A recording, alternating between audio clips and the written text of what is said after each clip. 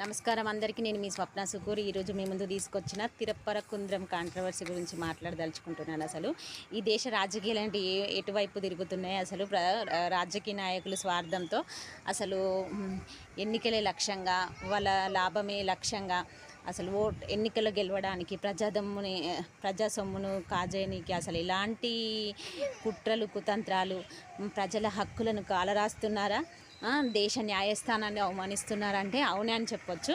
అసలు ఈ తిరుపరకుంద్రం కాంట్రవర్సీ ఎందుక ఇప్పుడు మనం తిరుపరకుంద్రం కాంట్రవర్సీ అయింది. తిరుపరకుంద్రం అనేది తమిళనాడులో సుబ్రహ్మణ్య స్వామికి ఉన్న 6 దేవాలయాల్లో అతి ముఖ్యమైనది. ఇక్కడ తిరుపరకుంద్రం అనేది మధుర మీనాక్షి టెంపుల్కి 9 కిలోమీటర్ల దూరంలో ఈ తిరుపరకుంద్రం అనేది ఉంటుంది.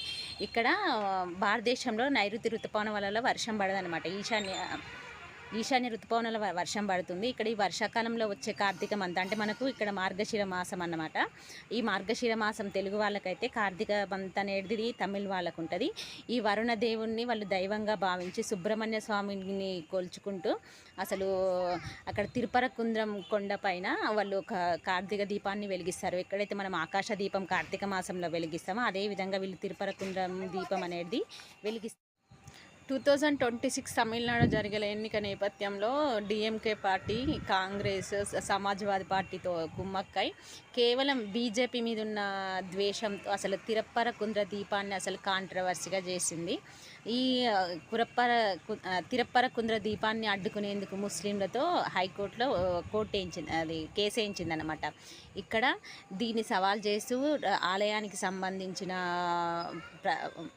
వ్యక్తులు అసలు భక్తులందరూ కలిసి మళ్ళీ హైకోర్టులో అప్పీల్ చేస్తారన్నమాట. దీన్ని ఇక్కడ జస్టిస్ స్వామినాథన్ 1931 తీర్పు ప్రకారం అసలు ఆలయ భూమి అనేది తిరుపరకుంద్రం దేవాలయానికి చెందుతుంది. ఎక్కడ తిరుపరకుంద్ర దీపం వెలిగిస్తారో ఆ కొండ కూడా అది దేవాలయానికి సంబంధించిందని 1931 తీర్పును అనుసరిస్తూ చెప్పిండన్నమాట. ఇంకా ఇక్కడ ఏం చెప్పినంటే ఇక్కడ దీపానికి ఎక్కడైనా అంతరాయం కలిగిస్తే పోలీస్ బందోబస్తు కల్పించాలని కూడా ప్రభుత్వాన్ని ఆదేశించింది అన్నమాట. ఇక్కడ ప్రభుత్వం అనేది కోర్టు మాటలు పక్కన పెట్టి అసలు దీపానికి అంతరాయం కలిగించినప్పుడు జస్టిస్ జిఆర్ స్వామినాథన్ చొరవ తీసుకొని కేంద్ర ప్రభుత్వానికి విన్నయించి సిఆర్ఎఫ్ బలగాలను రప్పించి ఈ కార్తీక దీపాన్ని అనేది వెలిగించిందన్నమాట. అసలు ఈ 1931 కేసు తీర్పు ఏందో అసలు తెలుసుకుందాం. 1931 కేసు తీర్పు ఏంటంటే ఇక్కడ తిరుప్పరకుంద్రం దేవాలయానికి చాలా భూములు ఉన్నాయన్నమాట. అయితే అక్కడ ముస్లిమ్స్ మసీదును నెలకొల్పుకొని అసలు ఆ భూమికి అక్కడ దేవాలయానికి సంబంధించిన